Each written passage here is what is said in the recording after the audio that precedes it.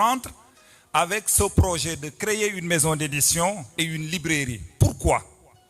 Pour permettre aux étudiants d'avoir une documentation à jour à un tarif accessible, mais aussi et surtout permettre à toute cette recherche de nos universitaires qui dort dans les tiroirs de pouvoir être éditée.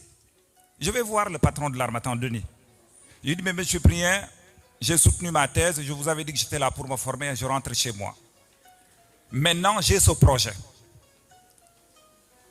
Et il me dit, écoute, qu'est-ce qu'on peut faire? Je lui dis, ben, ce qu'on peut faire, je vais rentrer créer ma maison d'édition, mais je voudrais quand même être accompagné. Je ne voudrais pas réinventer la roue, puisqu'elle existe déjà et elle est assez huilée. Il me dit, écoute, pour la librairie, je peux te faire crédit d'un conteneur de livres. C'est le premier conteneur de livres avec lequel nous avons ouvert la librairie au point E que tout le monde connaît. Et il m'a prêté 1 000 €. J'ai encore la décharge chez moi. Je suis rentré, j'ai signé avec lui ce qu'on appelle une convention de marque. L'Harmattan Sénégal, pour le dire de manière encore plus audible, n'est absolument pas du tout une filiale du groupe L'Harmattan, comme les gens le disent depuis au moins une quinzaine d'années. L'Harmattan Sénégal est une entreprise de droit sénégalais qui m'appartient, Abdoulaye Diallo, à moi. Le jour où je décéderai, ce sont mes enfants qui hériteront de cette maison. Et arrivé au Sénégal, je suis allé, j'ai fait la ronde des enseignants. En quelques années, aujourd'hui, tous les livres qui sont enseignés au premier cycle et au deuxième cycle de la faculté de droit de l'université Cheikh Anta Diop sont des livres qui sont édités par leurs propres enseignants et qui sont édités ici au Sénégal. Alors qu'avant cela, ils travaillaient tous avec du Pradel, avec des livres qui étaient édités par d'autres et écrits par d'autres en France. Ça, je crois que le fait qu'on ait réussi à inverser cette tendance est un des marqueurs de ce qu'on peut qualifier comme étant un des éléments de cette souveraineté.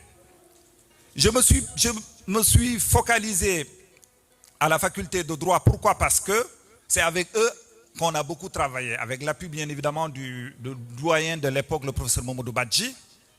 Actuellement, tous les livres avec lesquels travaillent les étudiants sont des livres qui sont édités par leurs enseignants et pour la plupart édités soit par l'Harmattan Sénégal ou bien en partie par les presses universitaires de Dakar.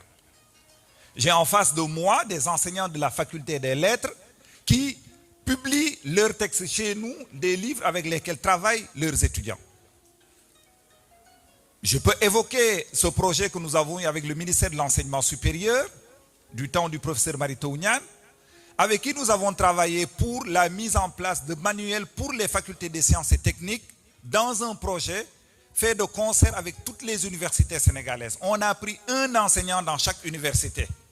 Et aujourd'hui, dans toutes les universités, en première année, en deuxième année, au niveau de toutes les facultés de sciences, les étudiants travaillent, que ce soit en maths, que ce soit en chimie, que ce soit en physique, en probabilité, avec des manuels qui sont faits par leurs enseignants et que nous avons eu la chance d'éditer en tant que maison d'édition Harmattan Sénégal.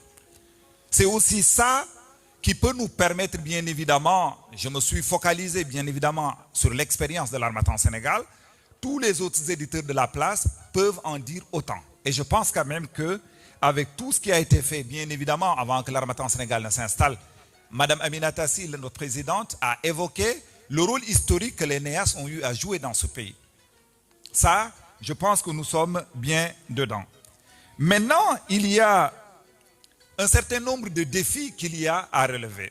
Et le premier défi, M. Sow l'a dit tout à l'heure, c'est la qualité des produits qui sont mis en circulation. Seydi a dit, il faut que nous osions nous regarder les yeux dans les yeux pour nous dire que sur l'ensemble des textes que nous publions, quand je dis nous, je parle de tous les éditeurs, la plupart de ces livres n'ont pas leur place dans une librairie. Je suis très méchant, me diront certains en le disant, mais la qualité n'est pas toujours au rendez-vous. Et il y a ce défi de la formation des acteurs qui doit être fait. aujourd'hui, vous êtes tout à fait d'accord avec moi, que nul parmi nous ne confiera un de ses enfants qui doit être opéré à un porteur d'une blouse blanche alors qu'il n'a jamais été à la faculté de médecine. Mais pourquoi devons-nous confier la tête de nos enfants à des gens qui n'ont pas du tout appris le métier? L'un des principaux défis, c'est le défi de la formation des acteurs.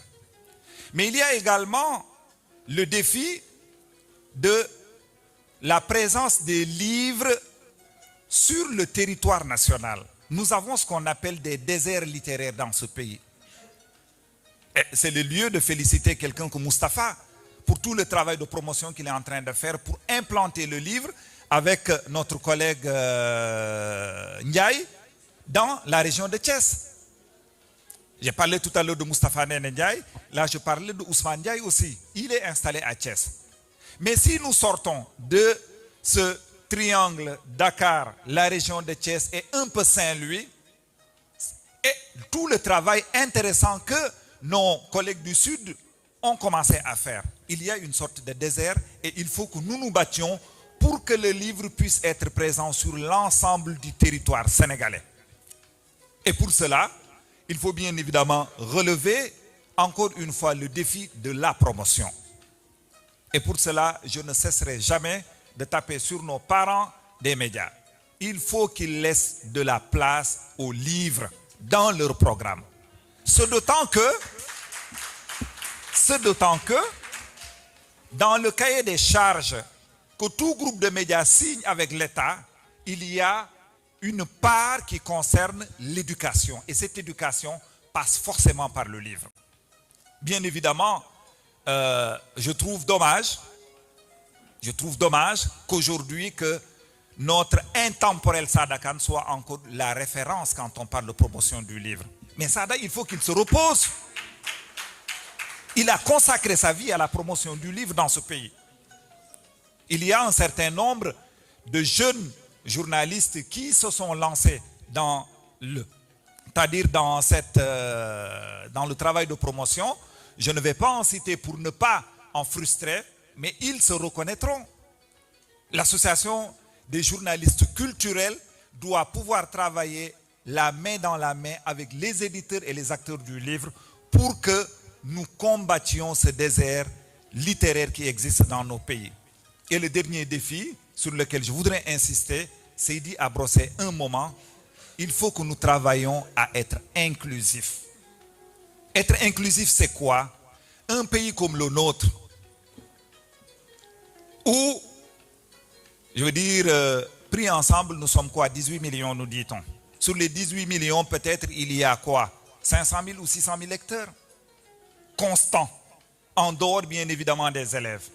Avec 1001 acteurs du livre, chacun avec une chapelle qui lui est propre.